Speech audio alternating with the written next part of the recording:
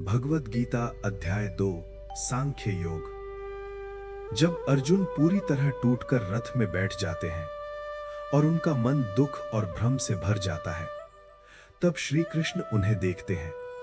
उनके चेहरे पर एक शांत मुस्कान होती है, क्योंकि वे जानते हैं कि यही वो क्षण है जहां से सच्चे ज्ञान की शुरुआत होती है। और फिर वे धीरे धीरे अर्जुन से कहते हैं कि हे अर्जुन, ये जो तुम्हारे मन में मोह और कमजोरी आ गई है, ये किसी वीर के योग्य नहीं है। ये तुम्हें न तो सम्मान दिलाएगी और न ही स्वर्ग। इसलिए इस दुर्बलता को छोड़ो और खड़े हो जाओ। श्री कृष्ण की ये बात सुनकर अर्जुन और भी उलझ जाते हैं और कहते हैं कि हे माधव, मैं अपने गुरु द्रोणाचार्य और भीष्म पितामह जैसे महान लोगों पर बाण कैसे चला सकता हूं, जिनसे मैंने सब कुछ सीखा, जिनका मैं सम्मान करता हूं। उनसे युद्ध करना मुझे सही नहीं लगता। चाहे मुझे इस संसार का सारा सुख क्यों न मिल जाए, फिर भी मैं ऐसा पाप नहीं कर सकता। अर्जुन आगे कहते हैं कि मुझे समझ नहीं आ रहा कि क्या सही है और क्या गलत। मेरा मन पूरी तरह भ्रमित हो चुका है और मैं आपका शिष्य बनकर आपसे मार्गदर्शन मांगता हूं। कृपया मुझे बताइए कि मेरे लिए क्या उचित है, क्योंकि अब मैं स्वयं निर्णय लेने की स्थिति में नहीं हूं। यही वो क्षण है जहां अर्जुन एक योद्धा से एक शिष्य बन जाते हैं। और जब इंसान अपने अहंकार को छोड़कर सीखने के लिए तैयार होता है, तभी सच्चा ज्ञान उसे प्राप्त होता है। और अब श्री कृष्ण शुरू करते हैं वो उपदेश जो पूरे मानव जीवन का आधार बनने वाला है। श्री कृष्ण कहते हैं कि तुम उन लोगों के लिए शोक कर रहे हो जिनके लिए शोक करना उचित नहीं है। ज्ञानी व्यक्ति न तो जीवितों के लिए शोक करता है और न ही मृतकों के लिए, क्योंकि आत्मा न कभी जन्म लेती है और न कभी मरती है। वो केवल शरीर बदलती है, जैसे इंसान पुराने कपड़े छोड़कर नए कपड़े पहनता है। वे आगे समझाते हैं कि ये शरीर नश्वर है, ये एक दिन नष्ट हो जाएगा, लेकिन आत्मा हमेशा रहती है। उसे न कोई काट सकता है, न जला सकता है, न पानी उसे भिगो सकता है और न ही हवा उसे सुखा सकती है। इसलिए जो चीज कभी नष्ट ही नहीं होती, उसके लिए शोक करना अज्ञानता है। श्री कृष्ण अर्जुन से कहते हैं कि तुम्हारा कर्तव्य एक क्षत्रिय के रूप में धर्म की रक्षा करना है और धर्म के लिए युद्ध करना तुम्हारा धर्म है। अगर तुम अपने कर्तव्य से पीछे हटते हो तो ये तुम्हारे लिए अपमान और पाप दोनों होगा। लोग तुम्हें कायर कहेंगे और तुम्हारी कीर्ति नष्ट हो जाएगी। लेकिन अगर तुम धर्म के लिए युद्ध करते हुए मारे गए तो तुम्हें स्वर्ग मिलेगा, और अगर जीत गए तो पृथ्वी पर राज्य मिलेगा। इसलिए दोनों ही स्थिति में तुम्हारा लाभ है। इसलिए उठो और बिना फल की चिंता किए अपना कर्तव्य निभाओ। और यही श्री कृष्ण एक बहुत बड़ा सिद्धांत बताते हैं कि तुम्हारा अधिकार केवल कर्म करने में है, उसके फल पर नहीं। इसलिए फल की चिंता छोड़कर अपने कर्म पर ध्यान दो, क्योंकि जब इंसान सिर्फ कर्म पर ध्यान देता है, तब उसका मन स्थिर हो जाता है और वो सही निर्णय ले पाता है। ये वही ज्ञान है जो अर्जुन के जीवन को बदलने वाला है, और यही ज्ञान हर उस इंसान के लिए है जो अपने जीवन में उलझन और निर्णय के संकट में फंसा हुआ है। क्योंकि जब तक हम फल की चिंता करते रहेंगे, तब तक हमारा मन अशांत रहेगा। लेकिन जब हम केवल अपने कर्तव्य पर ध्यान देंगे, तब जीवन सरल और स्पष्ट हो जाएगा।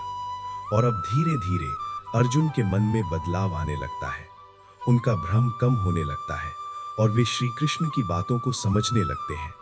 लेकिन ये ज्ञान अभी और गहरा होने वाला है, क्योंकि आगे श्री कृष्ण उन्हें स्थिर बुद्धि, आत्मा और जीवन के असली रहस्य के बारे में और भी गहराई से बताएंगे। हर हर महादेव। भगवद गीता अध्याय 2 सांख्य योग। और जैसे जैसे श्री कृष्ण अपने ज्ञान को आगे बढ़ाते हैं, वैसे वैसे अर्जुन का मन धीरे धीरे स्थिर होने लगता है। लेकिन अभी भी उनके अंदर कई सवाल उठ रहे हैं और वे जानना चाहते हैं कि एक ऐसा इंसान जो पूरी तरह स्थिर बुद्धि वाला हो, वो कैसा होता है। वो कैसे बोलता है, कैसे चलता है और कैसे जीवन जीता है। तब श्री कृष्ण अर्जुन को समझाते हैं कि जो व्यक्ति अपने मन की सभी इच्छाओं को त्याग देता है और आत्मा में ही संतुष्ट रहता है, वही स्थिर बुद्धि वाला होता है। ऐसा व्यक्ति सुख में अधिक प्रसन्न नहीं होता और दुख में विचलित नहीं होता। वो हर परिस्थिति में समान बना रहता है, क्योंकि उसका मन बाहरी चीजों पर नहीं बल्कि अंदर की शांति पर आधारित होता है। वे आगे कहते हैं कि जब इंसान बार बार इंद्रियों के विषयों के बारे में सोचता है तो उसके अंदर आसक्ति पैदा होती है।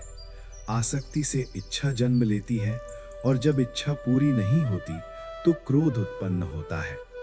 क्रोध से मनुष्य की बुद्धि भ्रमित हो जाती है और जब बुद्धि ही नष्ट हो जाती है तो इंसान अपने सही मार्ग से भटक जाता है। यही कारण है कि श्री कृष्ण कहते हैं कि अपने मन और इंद्रियों को नियंत्रित करना बहुत जरूरी है, क्योंकि जो व्यक्ति अपनी इंद्रियों को वश में कर लेता है वही सच्ची शांति प्राप्त करता है, और जिसके अंदर शांति नहीं होती वो कभी सुखी नहीं रह सकता, चाहे उसके पास कितना भी धन या शक्ति क्यों ना हो।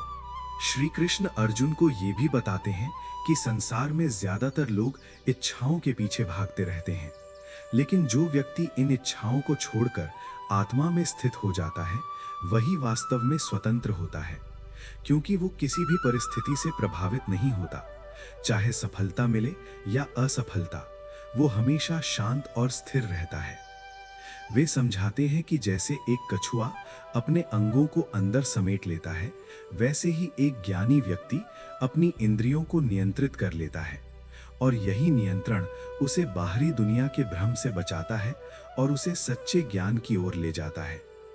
श्री कृष्ण ये भी कहते हैं कि जो व्यक्ति अपने कर्मों को भगवान को समर्पित कर देता है और फल की चिंता नहीं करता, वही सच्चा योगी होता है, क्योंकि वो अपने कर्म को एक कर्तव्य के रूप में करता है, न कि किसी लाभ के लिए, और यही भाव उसे बंधन से मुक्त करता है। धीरे धीरे अर्जुन को समझ आने लगता है कि उनका असली संघर्ष बाहरी युद्ध नहीं बल्कि उनके अपने मन के अंदर चल रहा है, और जब मन पर विजय प्राप्त हो जाती है तो बाहरी युद्ध अपने आप सरल हो जाता है। श्री कृष्ण अंत में अर्जुन को बताते हैं कि यही स्थिति ब्रह्म ज्ञान की स्थिति है, जहां इंसान पूरी तरह शांत और संतुलित हो जाता है। वो न किसी चीज से डरता है और न किसी चीज की इच्छा करता है, और यही जीवन का अंतिम लक्ष्य है। और जैसे ही ये ज्ञान अर्जुन के मन में उतरने लगता है, उनका भ्रम दूर होने लगता है और वे धीरे धीरे अपने कर्तव्य को समझने लगते हैं।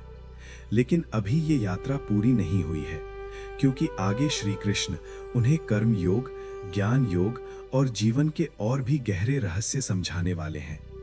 बस आज के लिए इतना ही। अध्याय 2 यहीं समाप्त हुआ।